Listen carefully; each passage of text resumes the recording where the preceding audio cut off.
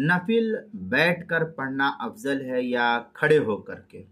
चुनांचे नफिल नमाज बिलाउज़्र बैठ कर पढ़ने से आधा सवाब मिलता है, और अगर कोई उज़्र है तो इंशाअल्लाह पूरा सवाब मिलेगा इस सूरत में। लेकिन अफजल ये है कि खड़े होकर के पढ़े। लोग कहते हैं कि ये नफिल ही तो है, तो ठीक है नफिल ही है, लेकिन खड़े होकर के पढ़ना इसको फुक़हा ने अफजल लिखा है, तो हमको भी खड़े होकर के पढ़ना चाहिए जब कोई उज़्र नहीं है।